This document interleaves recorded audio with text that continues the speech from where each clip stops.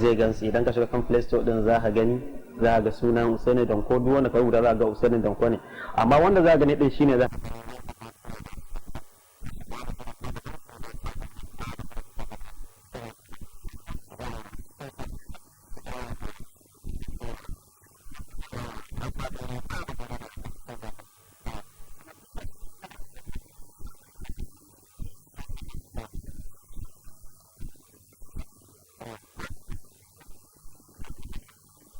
da ke yawo haka kamar a cikin studio kana rera waka ta fulanci, shi wannan ba zai fito bane ba ko kada in ya zarbabi? Karka ya zarbabi kan gaskiya, wannan waka ce ta fim wanda muke da ni da Hauwa Gombe, waƙoƙi ne da za mu yi su guda 3, amma wannan shine wanda muka fara yi, wani fim ɗin ne da za ta yi yar fulani, fim ne da za ta yi Bashir mai shadda shine producer, Alinu kuma shine director dai wanda za a yi wannan fim ɗin, amma su ma din an yi fido ɗinsu kuma za mu yi sa insha Allah za mu tura masoya wannan. Ba su kai ga fita ba, amma ita dai wannan waka ta fita. Ta fita ita?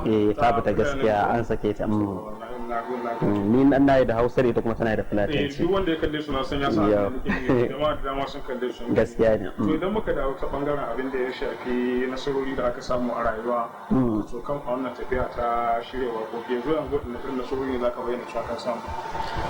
Gaskiya nasarori alhamdulillahi, nasara ta farko shine bangaren sha'irai masoya manzon Allah sallallahu alaihi wasallam wanda suka yi mana award akan wata waka ta da nayi ta mai komai cikakke, shine waka da na yau manzon Allah sallallahu alaihi wasallam. To wurin amshin ta ne, mai komai cikakke ma'aiki mai daraja da girma, ba dan Mustapha ba za mu ai afuwa ga mu ba. Ba komai a farko ilahu gwani ɗaya za na sanyo, mai iko da komai a yanda ya so haka za ya shiryo. Zan yabi mai risala gwani gatan na ciki da goyo, wanda ya nuna hanya ta binka ba zan maka kishiya ba. Wacin wannan nasara da aka samu? To gaskiya akwai nasarori da dama wanda na samu. Akwai nasara ma wanda na samu shine wanda nake ta bana manta shi na Lagos nan, wanda aka min na Kainuwa kenan. Wata kungiya ce da ta mawakan Hausa da kuma Yarabanci da kuma Inyamuranci. Ta Najeriya ce gaba daya, kamar competition ne aka yi. Allah ya taimake ni ne na zo na daya, aka bani kyautar mota da mashin da laptop irin da yake da suna Apple din nan, da waya da sauransu dai. Gaskiya. Alhamdulillah. To duk abin da aka ce akwai nasarori na san kila ba za a rasa ɗan kalubale ba. Ban sani ba ko akwai wani ɗan kalubale da ka ce fuskanta, misali kila ko ba kai kaɗai ba ko abin da ya shafi harkokin waƙoƙin ma da baki ɗaya. Kwarai kuwa akwai kalubale babba wanda muke tare da shi kuma kenan. Sannan kuma a duk lokacin da zan yi magana ba zan fasa faɗa wannan abin ba. Kalubalen da mu mawaƙan Hausa muke fuskanta akasari idan aka ce malam Bahaushe, to ya zama na mutum ya nuna shi cikakken Bahaushe ne, sannan kuma ka nuna al'ada irin ta Hausawa. To amma sau da yawa mu masoyanmu wasu da suke bibiyanmu za ka samu ba ƙaunar irin abubuwan da muke suke ba. Dalili na ku abin da ya sa na faɗa haka, saboda yanzu za a iya gayyatar kamar Usaini Danko a ce an gayyace ni kamar gurin biki haka. To na je gurin biki a matsayin ni da aka gayyato, ana so zan yi waka ce irin ta Hausa. To na zo zan fara waka ta Hausa ko kuma ina yi sai ka ji an ce a cire wannan waƙoƙin a sa mana waƙoƙin Naija. Mu fa 'yan Najeriya nan. Sannan kuma muna waka ne da harshen Hausa, kuma abin da yasa aka ɗauko mu kenan mu kaɗai muke iya wa ango da amarya waka ne musu, amma mawaƙan kudu to amma sai ka ji mu an ɗauko ma matsayin mu na Hausawa kuma sai ake nuna mana mu ba mu da muhimmanci, ko kuma abin da muke gudanarwa ne a'a baya cikin zuciyar wanda suka gayyato mu.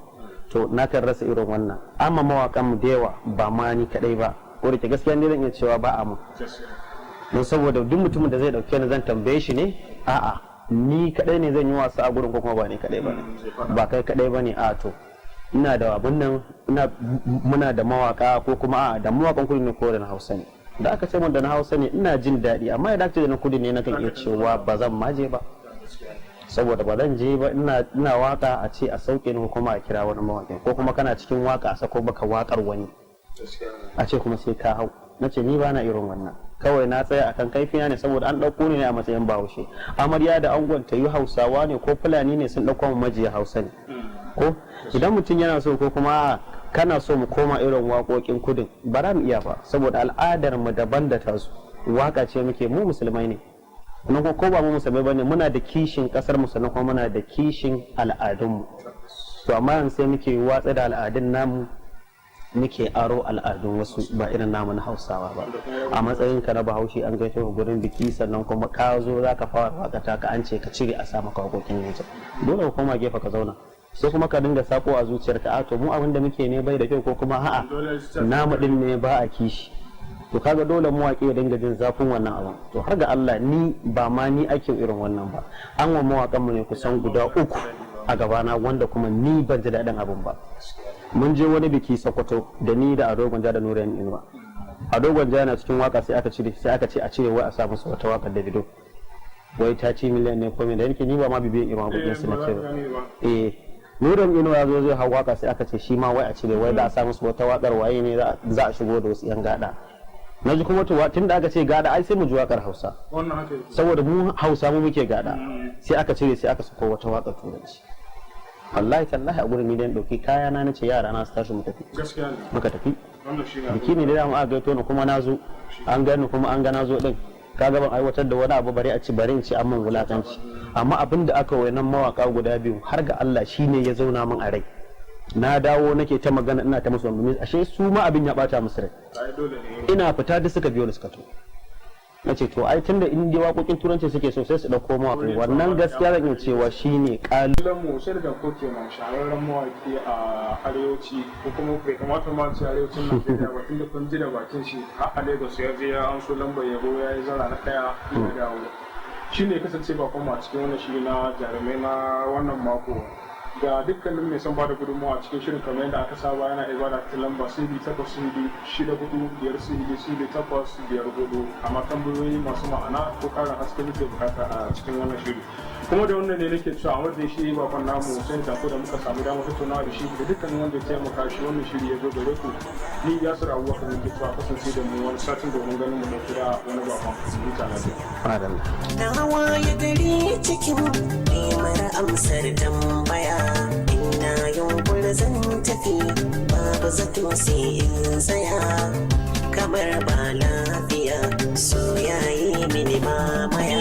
So aljannar duniya ko farodin duniya, ba zato ya mamaye zuciya na tambaya. Ni ma yau na tabbatar so tamkar bako yake, ba zato ke darsuwa sai ka ji zuciya ta rike. Duka ciki na yin fari na yi zufa har na jike, idaniya duba take dan nemo a gina kake. Duk nisan tafiya ne ya alkawari kai zallike.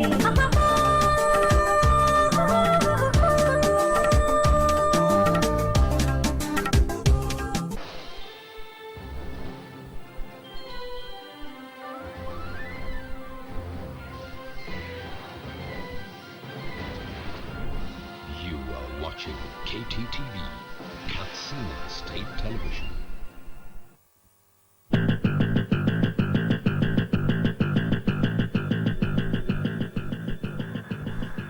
on News Tonight.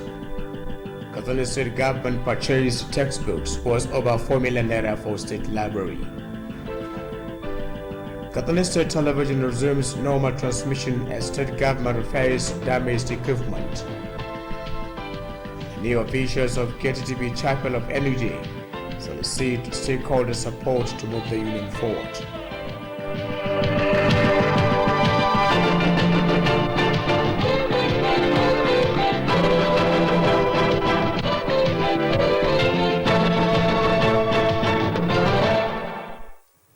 Hello viewers, a very good evening to you all. Thanks for joining us on News Tonight. I'm Musa Osman. Katsina State House of Assembly has commended ministries, agencies and departments that exceeded their revenue target for this year. Speaker Alhaji Musa Megari made the commendation when he monitored the ongoing 2021 budget defense exercise by the House Committee on Appropriation. Alhaji Musa Megari, who visited the venue when the State Minister of Health and its agencies are depending their budget, warned that henceforth collection performance by various government establishments will be the basis for allocation of monthly overhead.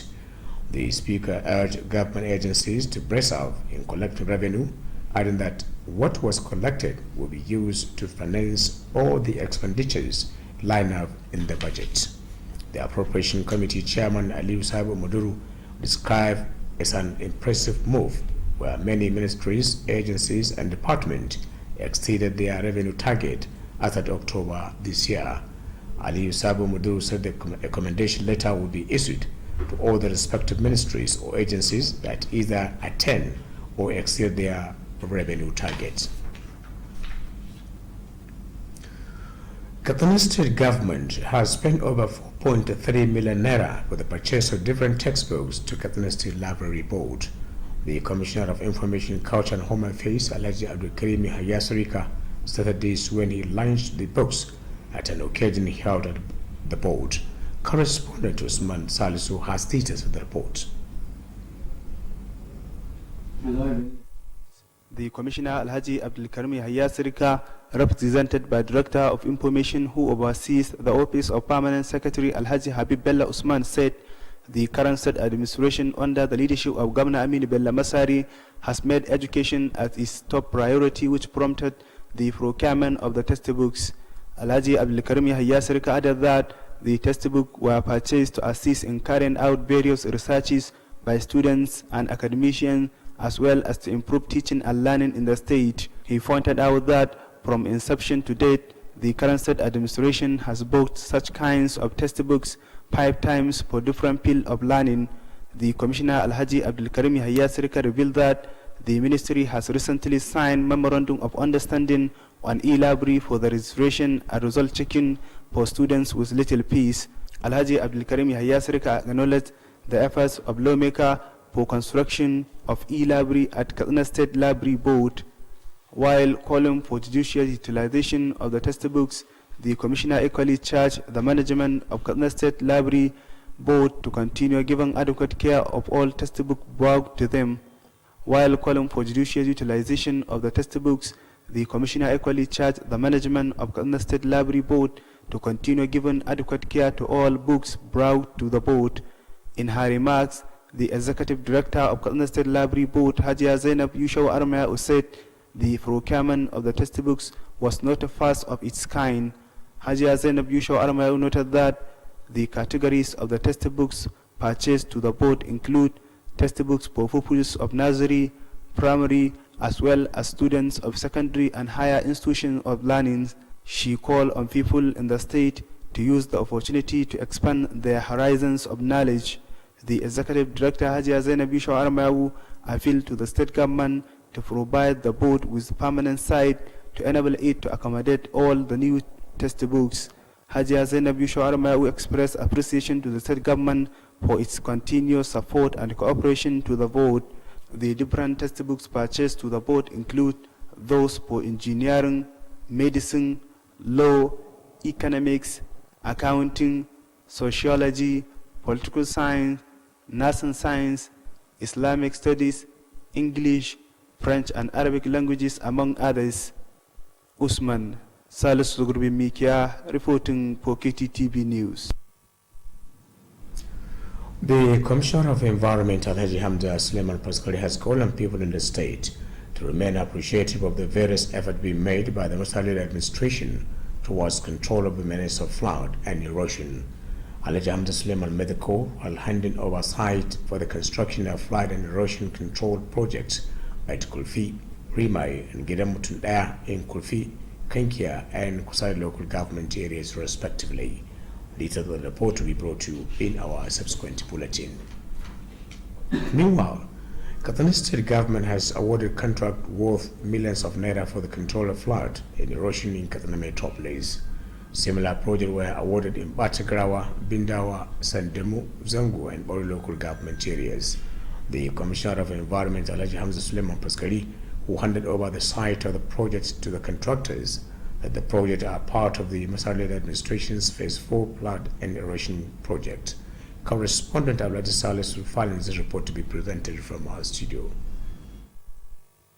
In Katsina Metropolis, the construction of flood and erosion control projects will be executed at Daikitara, Tsohuwar Kasuwa, Gafai, Kofar Bay, and Goruba housing estate areas at the cost of over 300 million naira. The Environment Commissioner Alhaji Hamza Suleiman, represented by the Director Ecological Services of the Ministry, Engineer Abubakar Gege, handed over the sites of the projects with a call on people to support and monitor the contractors to enable them to execute quality work. He noted that the projects were awarded in fulfillment of the promise made by Governor Masari following the request of the affected communities. The Commissioner of Lands and Survey, who witnessed the handing over, appealed to the people to appreciate the Masari-led administration over the various projects it executed towards addressing ecological challenges in the area and the state at large. Similarly, at Goruba Housing Estate, the head of Malumpashi Local Government Administration, Alhaji Abdurrahman Marafa, acknowledged the various peoples-oriented projects executed by Governor Masari and called on people to remain supportive and prayerful for his success. In Bindawa Local Government area, the representative of the Commissioner, Engineer Abubakar Gege, handed over the site of the project at Zangwang Aji, which is to be executed at the cost of over 48 million naira. In Ingawa, the project will be executed at Koda Village at the cost of over 64 million naira. The House of Assembly member representing the area, Alhaji Abubakar Suleiman Tunas, expressed gratitude to Governor Masari for his concern to the plight of the electorate in the area. From Ingawa, the representative of the Environment Commissioner and other directors of the ministry, as well as the project coordinator of Katsina Newmaf, moved to Sandamu, Zango, and Baura local government areas, where they handed over the project sites to be executed at Kwasarawa at the cost of over 62 million naira, Rogogo Chidari at the cost of 57 million naira, and Maibara at the cost of over 26 million naira. In all the areas, the representative of the Speaker and other members of the State House of Assembly representing the areas witnessed the handing over and thanked Governor Masari for meeting the yearnings and aspirations of the electorate. The Commissioner's representative was also at Ajiwa, where the government awarded the project at the cost of over 95 million naira. At all the sites, Engineer Abubakar Gege charged the contractors to employ the services of the benefiting communities, while the benefiting communities should cooperate with the contractors and to monitor the projects. That ends the report. Katsina State Television has resumed its normal evening and morning transmissions following the achievements recorded on the ongoing phase of its equipment damaged by a thunder strike. The thunder strike occurred during a torrential rainfall on 5th September 2020. However, with the state government intervention, the replacement repairs of the damaged equipment and acid treatment have reached an appreciable level. Similarly, as part of the achievement being recorded as a result of the ongoing repairs, viewers across the globe can watch and read more KTTV news, as well as the station's program by visiting www.kttvkatsina.com. Also, viewers can download our Android app on Play Store by searching KTV Katsina. As for watching the station's live news, subscribe to our YouTube channel, Katsina State Television Service. On the other hand, viewers can visit KTTV Facebook page by simply logging Katsina State Television Service or on Twitter at KTTV Katsina. The General Manager of Katsina State Television, Alhaji Garba Kurungaf, has assured to give all the needed support and cooperation to the newly elected officials of the Nigeria Union of Journalists, NUJ KTTV Chafia. Alhaji Garba Kurungaf gave the assurance when he received an courtesy visit the new executives led by the chairman, Comrade Aminu Garba Ndagoro. Correspondent Amir Mukhtar Usman completes the story. The General Manager Alhaji Sani Garba Kurungafa expressed delight over the visit and congratulated the new elected officials for the opportunity given to them by the members to contribute towards bringing more development to the Union. Alhaji Sani Garba Kurungafa informed the officials that the current APC administration of Governor Aminu Bello Masari has done a lot in improving the station's activities. According to him, the administration has digitized the station, employing new watchmen in addition to absorption of over 30 casual staff among others. He noted that the station never had it so good like during the administration of Governor Aminu Bello Masari, adding that he is the only sitting governor who visited the station for a program in the history of the state. While reminding the officials on the tasks ahead of them, the General Manager charged them to fear Allah in the discharge of their duties to enable the Union to forge ahead.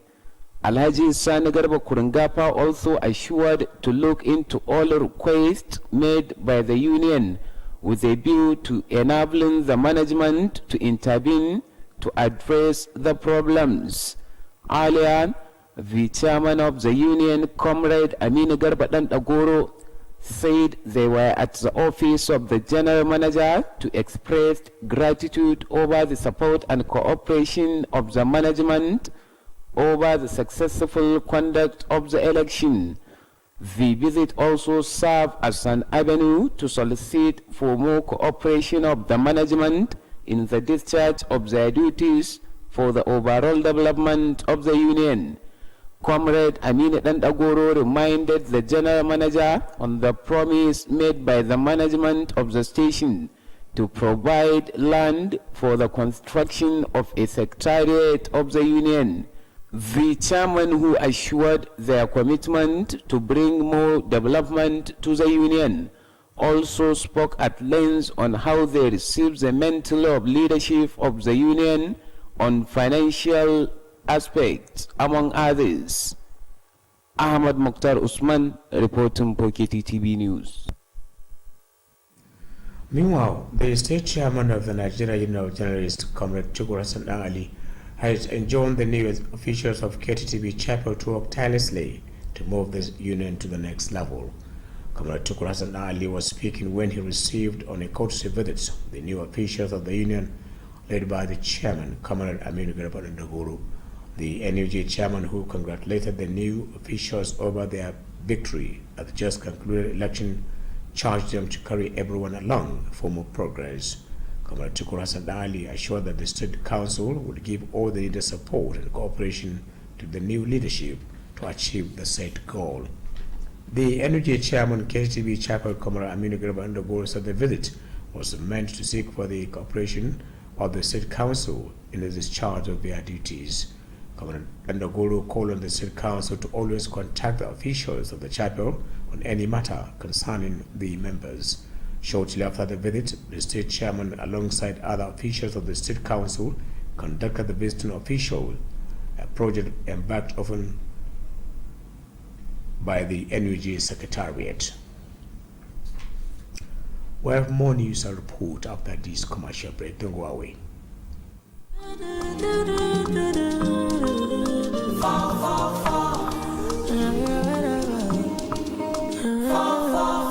You fit to do anything with the number.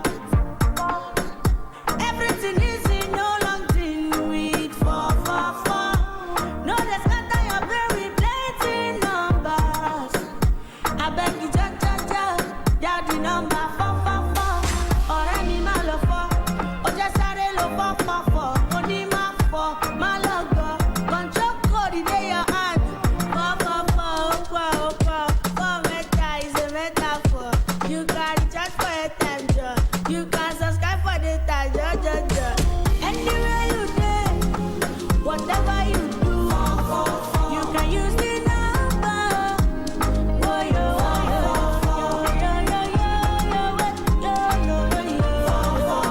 Airtel, the smartphone network. Welcome back. Daura and Mash local government have conducted Quran recitation competition to select candidate that will represent the area during the zonal chapter of the competition. 42 Islamia schools participated in the competition in Daura local government, while 20 in Mashi. Correspondent Sarish Aibu has more on the recitation. In Daura local government, the competition was held at the Palace of the Emir of Daura, organized by the Local Government Education Authority. Participants compete in 2, 10, 20, 40, and 60 hifz of the Holy Quran. The leader of the judges at the competition, Malam Mukhtar Muhammad, said the competition is organized to identify talents that will represent the area at all levels of the competition. The head of the local government recitation committee, Salisu Musa Kalla, commended the judges, the participants, for making the occasion a success. Winners at the occasion include Rabi'u Yahya, Maryam Ashuru, Ahmad Adamu, Fatima Muhammad, Hamza Isa, among others. In Mashi, the competition was held at the local government council's chamber with 74 participants from 20 Islamic schools. The Director of Education and Social Services, Abubakar Ma'aruf Mashi, who represents the head of the local government administration, Muhammad Lawal Usaini, charged the participants to be good ambassadors of the area. The Education Secretary of the area, Kabir Ali, commended participating schools, judges, and reciters for contributing to the success of the event. Winners from the 2, 10, 20, 40, and 60 hifz competed for include Suleiman Ibrahim, Hafsat Abdullahi, Musa Adamu, Lubabatu Lawal, Abubakar Balarbe, and Aisha Muhammad. The head of Arabic unit, Malang Shuaibu Umar, urged the participants to put in more effort so as to give good representation of the area during the forthcoming zonal chapter of the competition.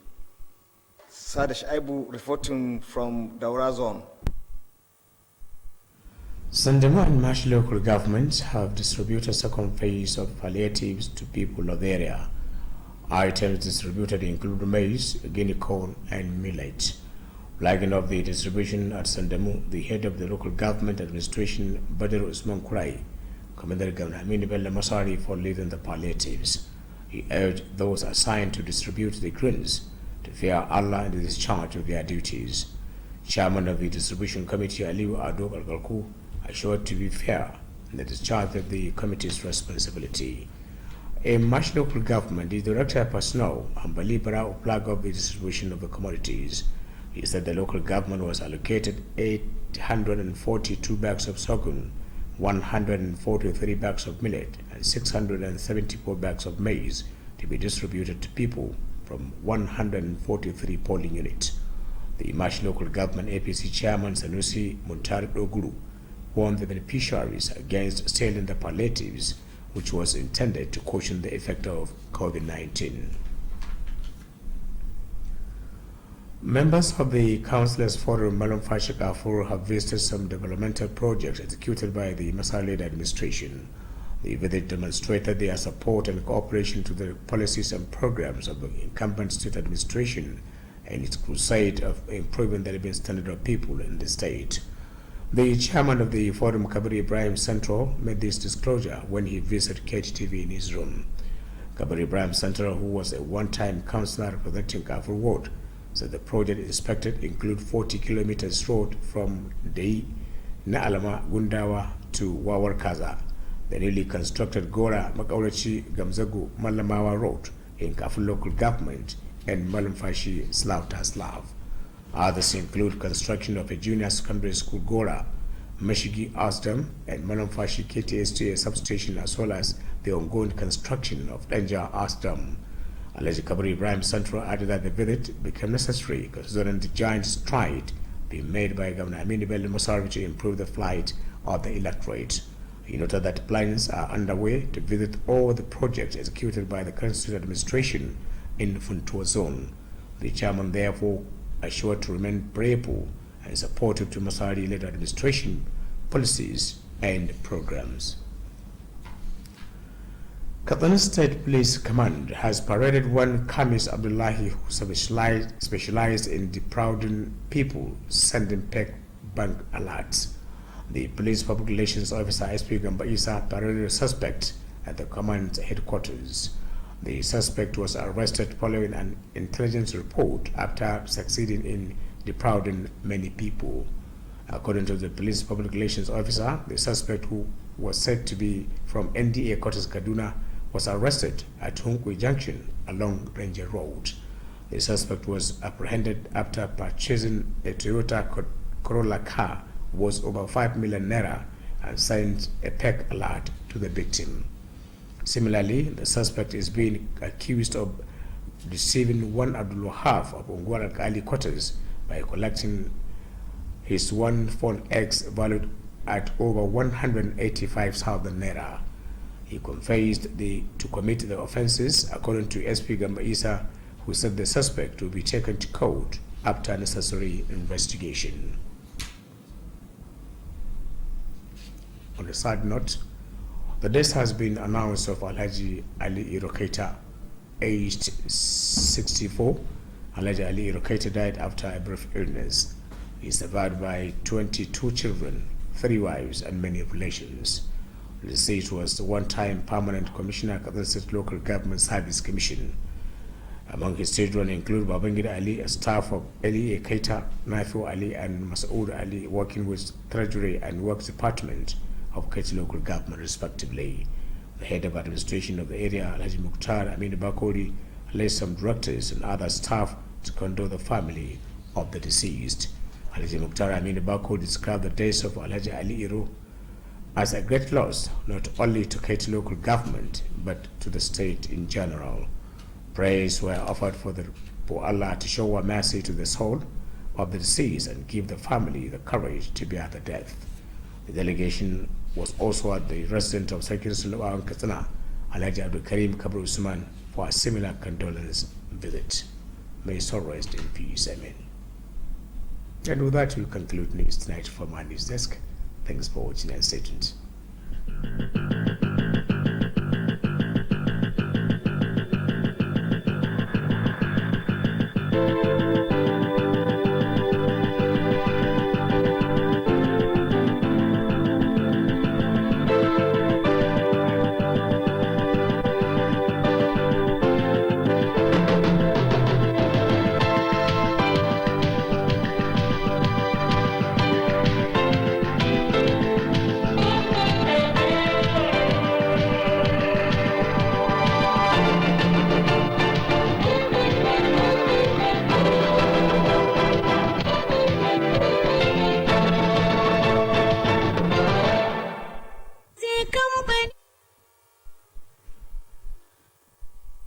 State College of Nursing and Midwifery wishes to inform all interested and qualified candidates that sale of online admission form for entry into basic midwifery and community midwifery programs has commenced on Monday, 30th November 2020 to end on Friday, 1st January 2021.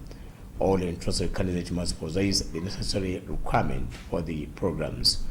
Candidates applying for basic midwifery must have 5 credits in English, mathematics, physics, chemistry, and biology at not more than 2 sittings in WAEC or NECO, but 1 sitting in NAPTEV. While for community midwifery, the candidate must have 4 credits including English, mathematics, biology, and any one of the chemistry or physics in WAEC and NECO at not more than 2 sittings, but 1 sitting in NAPTEV. The combination of WAEC and NECO, WAEC and WAEC, or NECO and NECO is acceptable, but NAPTEV cannot be combined with WAEC or NECO or another NAPTEV.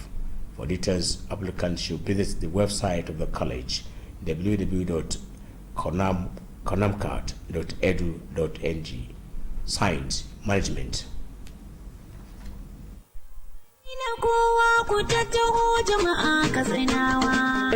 Abokin hudda mai daɗi Al-Music Ventures na Alhaji Musa Ibrahim Kyaftin da ke kasuwar Santara nan Katsina. Kwararru a harkar kayan masarufi, kayan abinci da lemukan alfarma kala-kala, shinkafa, siga, fulawa, madara ta ruwa da ta gari, spaghetti, indomi, garin rogo, biskit, ganyen shayi, sabulai na wanka da na wanki da sauran nau'in kayan abinci. Al-Music Ventures na ƙara godiya ga abokan hudda musamman ma'aikatan federal gamma, ma'aikatan jiha da na ƙananan hukumomi da daidaikun al'umma. Al-Music Ventures suna karɓar takardar kuɗin sefa ko riyal ta Saudiya kai tsaye ko kai basu transfer ta wayarka idan kai sayayyar kaya ko ka biya ta hanyar POS ko kai tsaye a kira 08033468406. Al-Music Ventures har yanzu za a same su a babban ɗakin aje kayan su wato warehouse da ke tsohuwar 'yan katako nan Katsina a titi mai zuwa Koron Dorowa idan ka fito daga gidan madan Tunkura a sabon unguwar nan.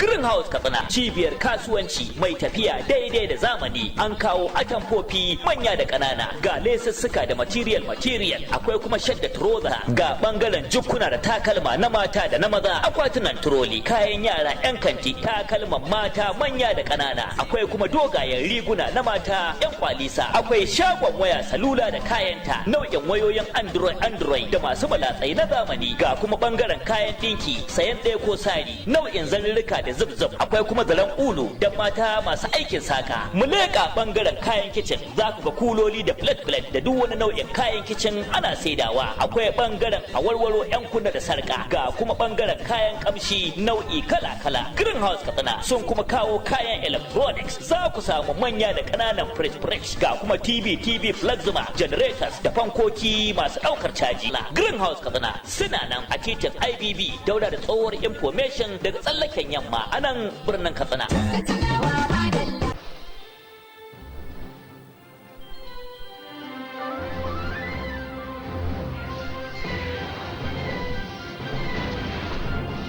You are watching KTTV, Katsina State Television.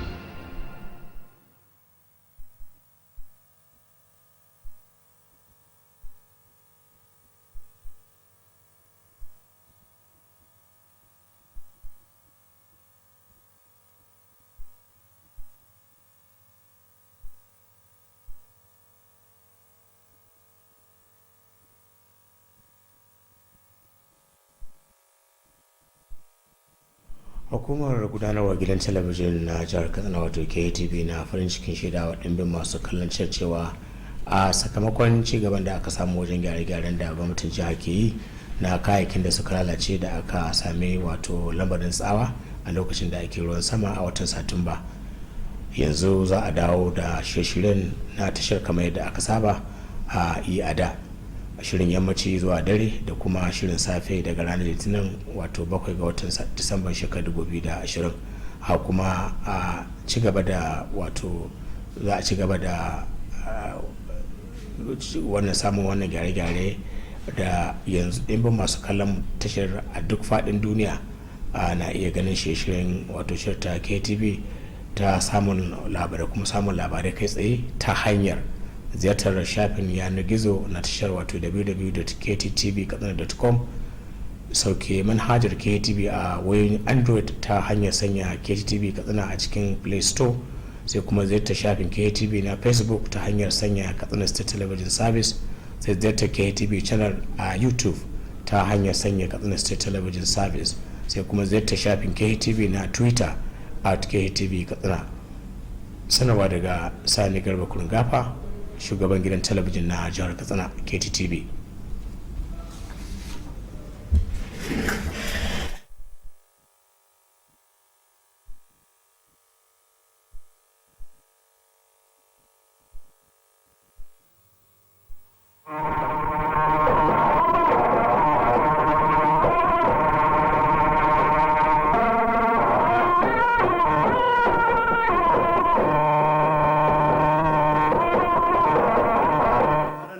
daren yau gwamnatin jihar Katsina ta siyo littattafan karatu na sama da naira miliyan 4 ga hukumar kula da dakunan karatu ta jiha. Gidan talabijin na jiha ya dawo da shirye-shiryen shi kamar yadda aka saba bayan da wasu kayayyaki suka lalace. Zababbun shugabannin kungiyar 'yan jarida ta gidan talabijin sun buƙaci goyon bayan masu ruwa da tsaki domin ciyar da kungiyar a matakin gaba.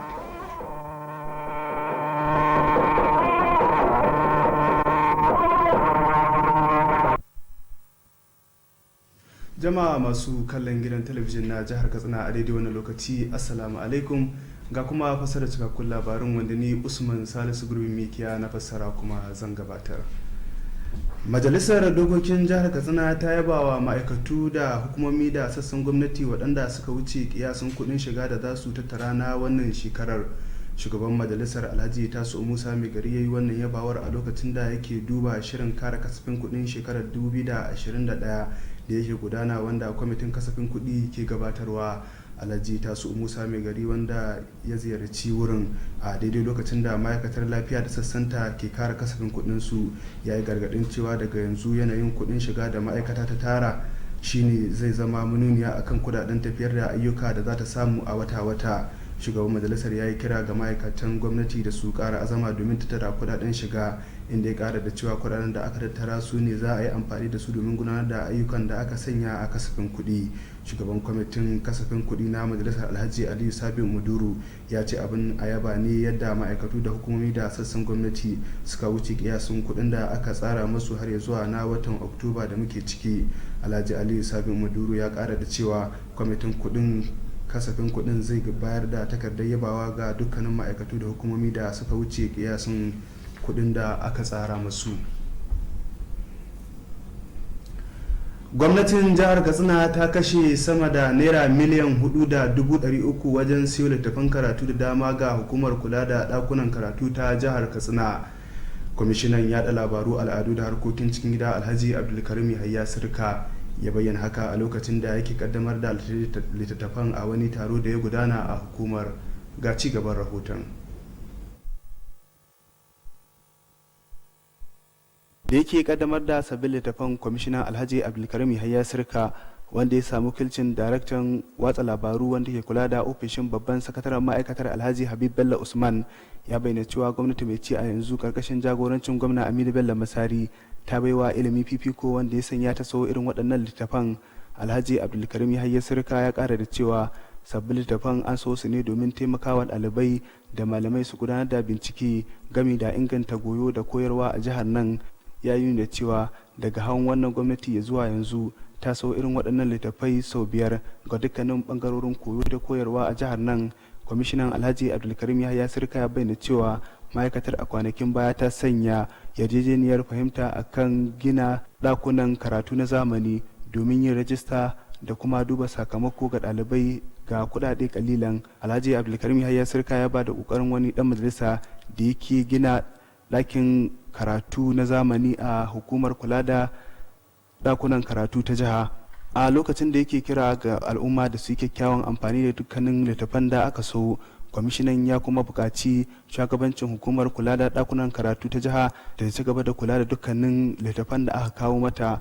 A jawabinta babbar daraktan hukumar kula da dakunan karatu ta jiha Hajiya Zainab Yushawa Armayau ta bayyana cewa sauya littafan ba shine na farko da aka yi wa hukumar ba, inda ta kara da cewa hukumar ta shaida dimbin kokari daga gwamnati mai ci a yanzu. Hajiya Zainab Yushawa Armayau ta da cewa irin sabbin littafan da aka so hukumar sun hada da na ɗaliban nazari da firamare gami da ɗaliban sakandare da kuma na manyan makarantu. Ta kira ga al'ummar jihar nan da su yi amfani da wannan dama domin faɗaɗa ilimin su. Babbar darakta Hajiya Zainab Yushawa Armayau ta roƙo gwamnatin jiha da ta baiwa hukumar wuri da dindindin domin ba ta damar ajiye dukkanin sabbin littafan da aka kawo mata. Hajiya Zainab Yushawa Armayau ta bayyana jin daɗin ta gwamnatin jiha akan irin goyon baya da haɗin kai da take bai hukumar.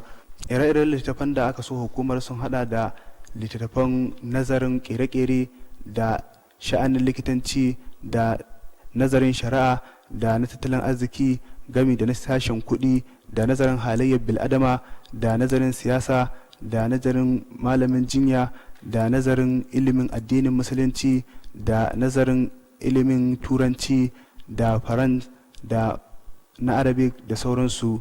Ƙarshen rahoton kenan. Kwamishinan muhalli Alhaji Hamza Suleiman Faskari ya yi kira ga al'ummar jihar nan da su zama masu godiya akan kokarin da gwamnatin Aminu Bello Masari take yi domin magance matsalar ambaliyar ruwa da zaizayar ƙasa.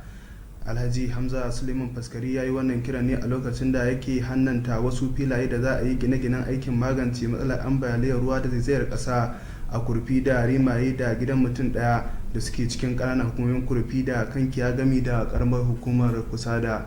Gundarin rahoton zai zo muku a labaranmu na gobe. A wani labarin kuma gwamnatin jihar Katsina ta bayar da kwangilan miliyoyin nerori domin aikin ginin magance matsalar ambaliyar ruwa da zaizayar ƙasa a cikin garin Katsina. Haka zalika an bayar da irin wannan kwangilar a ƙananan hukumomin Batagarawa da Bindawa da Sandamu da Zango gami da ƙaramar hukumar Ɓaure.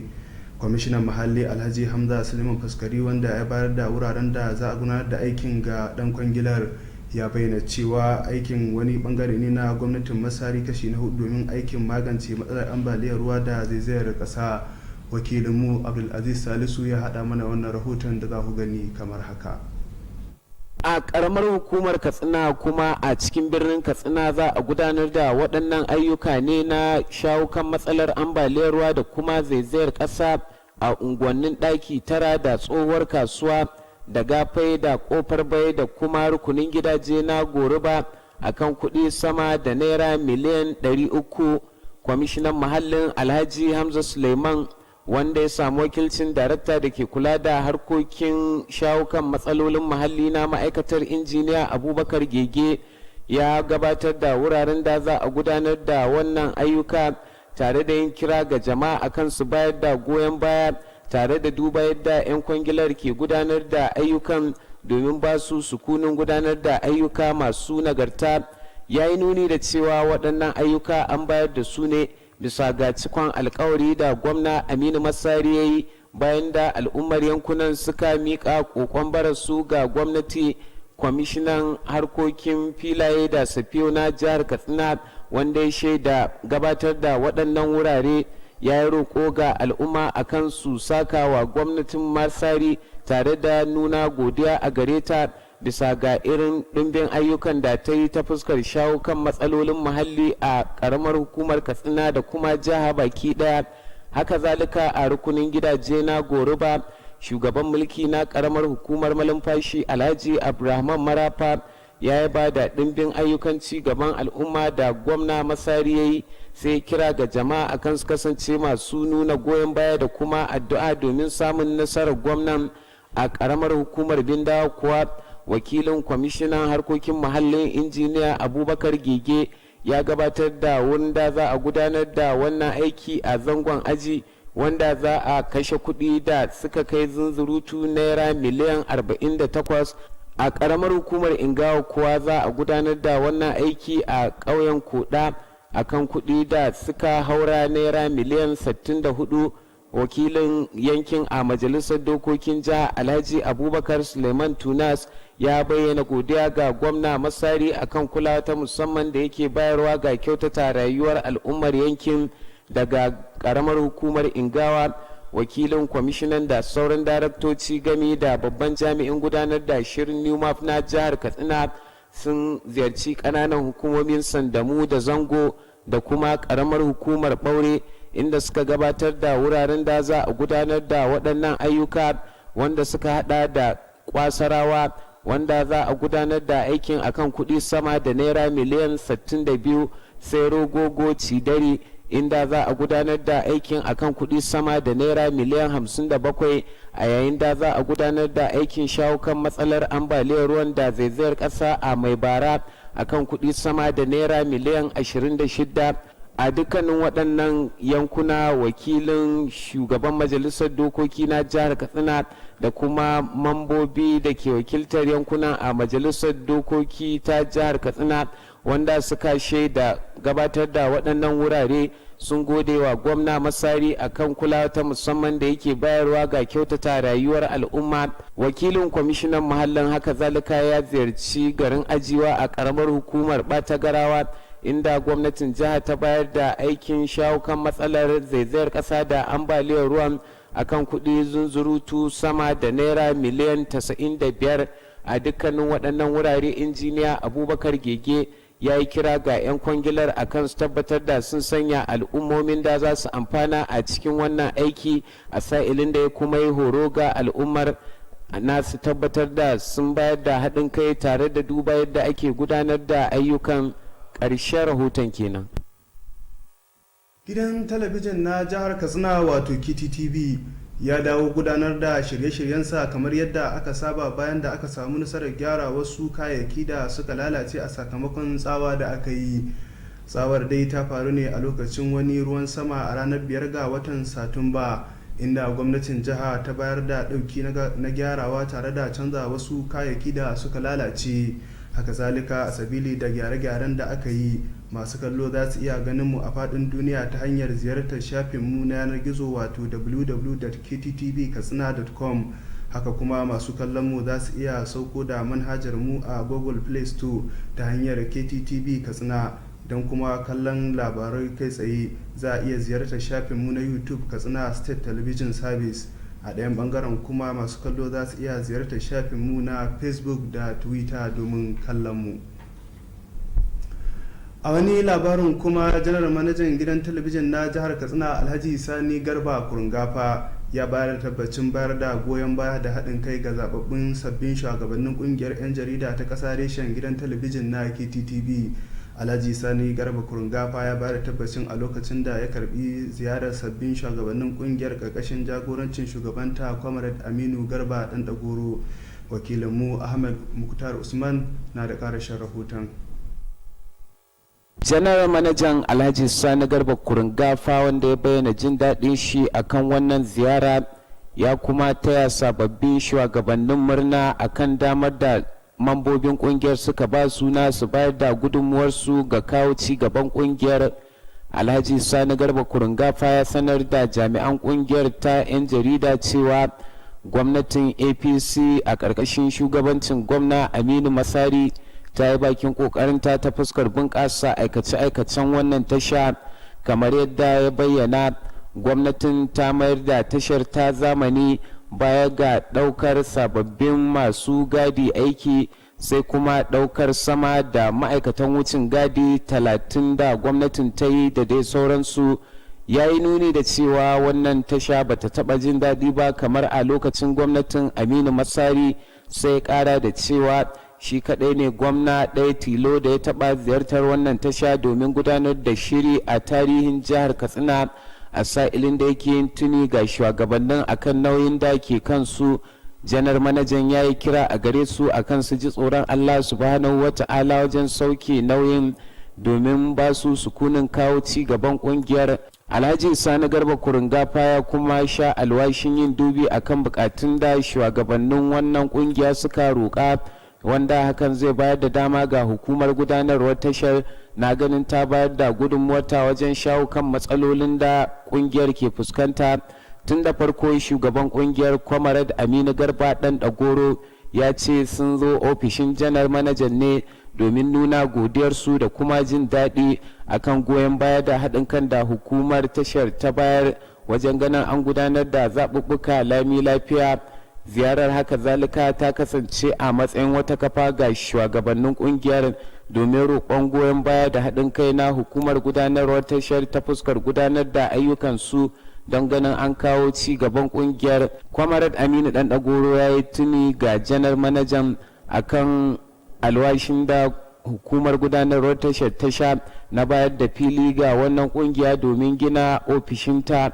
Shugaban kungiyar wanda ya bada tabbacin su na jajircewa wajen kawo ci gaba ga wannan kungiya ya kuma yi magana mai tsawo akan yadda suka karbi shugabancin kungiyar ta fuskar harkokin kuɗi. Ƙarshen rahoton kenan. Ahmad Muktar Usman.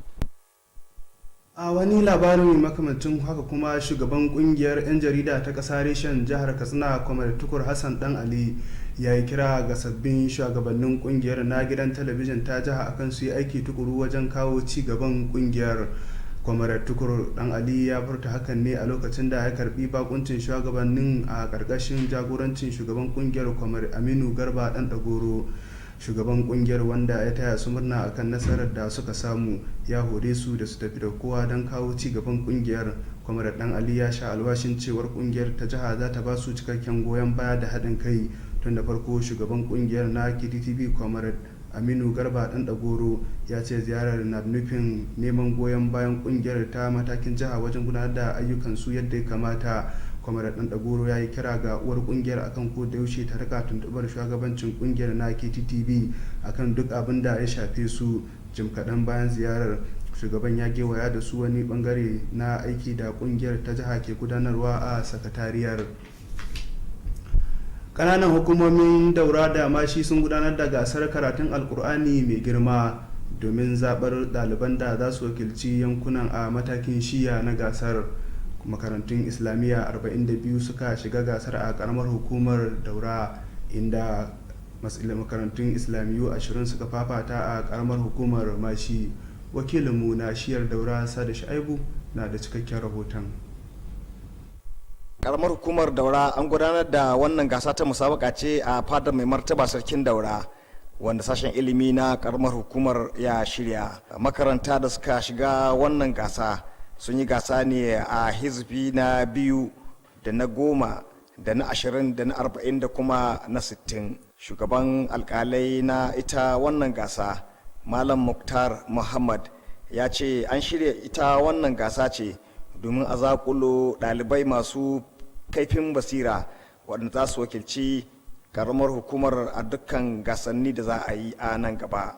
Shugaban kwamitin gudanar da shirya wannan gasa ta karatun alkur'ani a karamar hukumar Malam Salisu Musa Kalla ya yabo ne ga alkalan da kuma su ɗaliban da suka shiga wannan musabaka domin ganin an gudanar da ita a cikin nasara.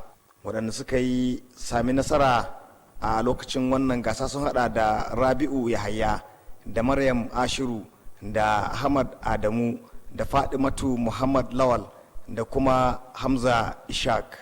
A karamar hukumar Mashi kuma an gudanar da wannan gasa ta karatun alkur'ani ce a ɗakin taro na ita karamar hukumar, inda makaranta 74 da suka fito daga cikin makarantun islamiyya 20 suka shiga. Daraktan sashen kuɗi da mulki na karamar hukumar Abubakar Ma'aru Mashi, wanda shine wakilci daraktan sashen kuɗi da mulki na karamar hukumar Muhammad Lawal Usaini, ya buƙaci mahalartan da su zama jakadun kwarai na ita karamar hukumar ta Mashi. Sakataren ilimi na karamar hukumar ta Mashi Kabar Ali ya yaba wa ɗaliban da suka shiga wannan gasa da makarantunsu da kuma alƙalai saboda bayar da gudunmuwarsu domin ganin an gudanar da wannan gasa cikin nasara. Waɗanda suka yi nasarar lashe gasar da aka yi a izihi na 2 da na 10 da na 20 da na 40 da na 60 sun hada da Suleiman Ibrahim da Hafsat Abdullahi da Musa Adamu da Lubabatu Lawal da Abubakar Balarabe da kuma Aisha Muhammad. Shugaban sashen larabci wanda a ƙarƙashin sashen shi ne aka gudanar da wannan musabaka Malam Shu'aibu Umar ya buƙaci su mahalartan da su ƙara ƙoƙari domin ganin sun zama wakilai na ƙwarai da za su wakilci ƙaramar hukumar a irin wannan gasa da za a gudanar ta shiya a nan gaba kaɗan. Ƙarshen rahoton kenan, Sada Shaibu daga shiyar Daura. Ƙananan hukumomin Sandamu da Mashi sun rarraba kayayyakin tallafin jin kai kashi na biyu ga al'ummar yankunan. Kayayyakin da aka rarraba sun hada da masara da dawa da gero. Da yake kaddamar da rarraba kayayyakin a karamar hukumar Sandamu, shugaban mulkin karamar hukumar da Da'u Usman Kurayi ya yaba wa gwamna Aminu Bello Masari da ya bayar da kayayyakin domin rarrabawa talakawa, inda ya kira ga waɗanda za su rarraba kayayyakin da su tsoron Allah a lokacin gudanar da aikin su. Shugaban kwamitin rarraba kayayyakin Aliyu Ado Karkarku ya bayar da tabbacin yin gaskiya a lokacin da kwamitin zai gudanar da ayyukan shi a karamar hukumar Mashi. Daraktan kula da ma'aikata Hambali ya kaddamar da rarraba kayayyakin, inda ya bayyana cewa an baiwa karamar hukumar buhunna 842 na dawa da buhunna 143 na gero gami da buhunna 674 na masara domin rarrabawa al'umma daga akwatuna 143 da ke yankin. Shugaban jam'iyyar APC na karamar hukumar Mashi Sanusi Muntari Dogoro ya gargadi masu amfana da kayayyakin da su guji sayar da su, wanda an ba su domin rage masu raɗin da annobar COVID-19 ta jawo masu. Mambobin kungiyar tsaffin kansiloli na ƙananan hukumomin malumfashi da kafur sun ziyarci wasu ayyukan ci gaba da gwamnatin Masari ta shimfiɗa. Ziyarar dai na da nufin nuna irin goyon baya da haɗin kai da suke bayarwa ga shirye-shirye da tsare-tsaren gwamnati a ƙoƙarinta na inganta jin daɗin al'ummar jihar nan. Shugaban kungiyar Alhaji Kabir Ibrahim Central ya bayyana haka a lokacin da ya ziyarci ɗakin tace labaru na gidan talabijin na KTTV.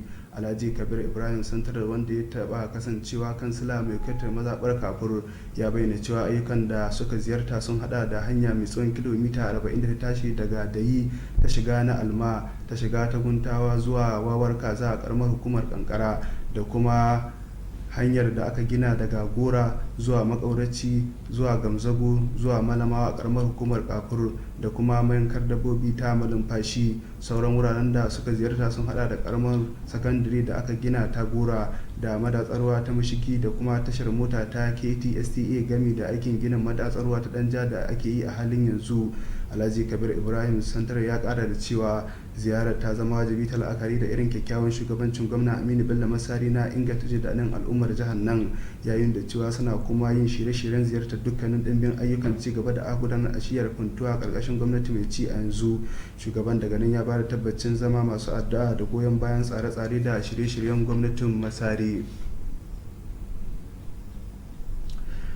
Rundunar 'yan sandan jihar Katsina ta cafke wani mai suna Kamis Abdullahi da ya shahara wurin cutar mutane da ƙararrawar tura kuɗi ta banki na yaudara. Jami'in hulɗa da jama'a na rundunar SP Gambo Isa ya gabatar da wanda ake zargin a hedikwatar rundunar. An cafke wanda ake zargin ne bayan rahoton sirri da aka samu cewar ya shahara akan damfarar jama'a, sai ya ce wanda ake zargin yin karyar ya zo ne daga makarantar koyon aikin soji ta Kaduna, kuma an cafke shi ne a marabar hunkuyi ta karamar hukumar Danja. An dai cafke shi ne bayan da ya yi damfarar sayan mota ƙirar Toyota Corolla da ta kai kuɗi naira miliyan 5 daga wani inda ya tura mashi ƙararrawar kuɗi na banki na ƙarya. Ana kuma zarginsa da yaudarar wani Abdulwahab da ke unguwar Alkali, inda ya karbe masa waya kirar iPhone da ta kai darajar sama da 100,000. Ya dai amsa aikata laifin, inda daga bisani za a hukunta shi, za a kai shi kotu don fuskantar hukunci. Inna lillahi wa inna ilaihi raji'un. Allah ya yi wa Alhaji Ali Iro Kaita rasuwa. Dan shekara 64, Alhaji Al'iro ya rasu biyo bayan gajeruwar rashin lafiya. Ya rayu da yaya 22 da mata biyu da 'yan uwa da abokanan arziki. Marigayin ya taba zama kwamishina na dindindin na hukumar kula da ma'aikatan ƙananan hukumomi. Daga cikin 'ya'yan shi akwai Babangida Ali, ma'aikacin hukumar kula da ilimi ta karamar hukumar Kaita, da Nafiwa Ali da Mas'udu Ali, masu aiki a sashen kula da ajiya na sashen kula da ayyuka na karamar hukumar Kaita. Shugaban mulkin karamar hukumar Kaita Alhaji Muktar Aminu Bakori ya jagoranci wasu daga cikin daraktoci da sauran ma'aikata ma'aikatan hukumar domin yin ta'aziyya ga iyalan mamacin. Alhaji Muktar Aminu Bakori ya bayyana mutuwar Alhaji Ali Iro a matsayin babban rashi ba wai ga karamar hukumar Kaita ba har da ma jiha baki daya. An yi addu'o'i ga Allah da ya ji kanshi ya kuma baiwa iyalansa jure rashin sa. Haka zalika tawagar ta kuma ziyarci gidan sarkin Sullabawan Katsina Alhaji Abdulkarim Kabir Usman domin yin ta'aziyya. Masu kallon mu daga wannan labari muka kawo ƙarshen labaran namu, amma kada amince za a iya ziyartar mu domin kallon wannan labarai kai tsaye a shafinmu na YouTube idan aka rubuta Katsina State Television. Hakanan kuma za a iya sauke manhajar mu ta Google ta Play Store shi ma idan an rubuta Katsina State Television. Mu kwana lafiya, Allah ya ba mu albarkacin wannan rana, amin.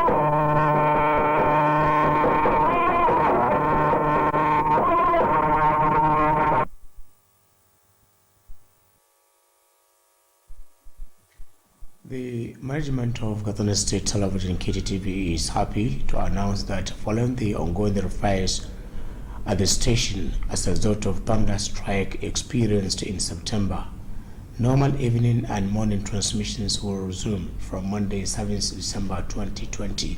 Similarly, as part of the achievement being recorded on the repairs, viewers all over the globe can read and watch KTV programs as well as live news by simply doing the following: visiting KTTV website www.ktvkatsina.com, download KTTV Android application on Play Store by logging KTTV Katsina, visiting KTTV Facebook page Katsina State Television Service, subscribing to KTTV YouTube channel Katsina State Television Service, Twitter @KTTV Katsina.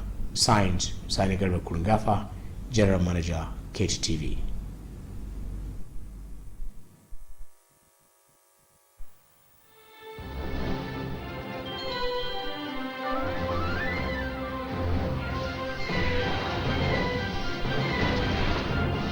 You are watching KTTV, Katsina State Television.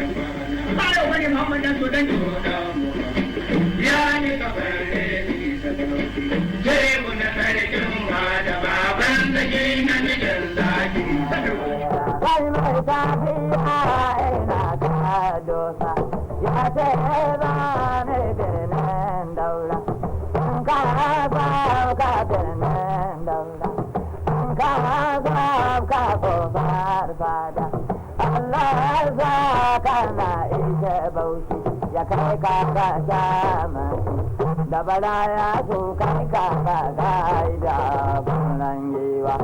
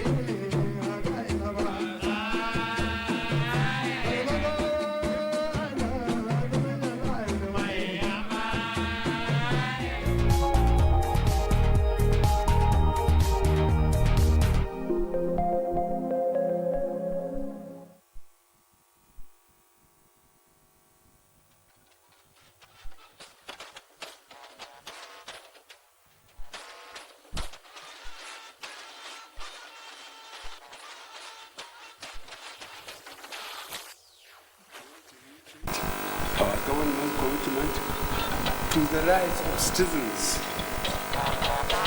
Acts of hooliganism in the name of lawful and peaceful protest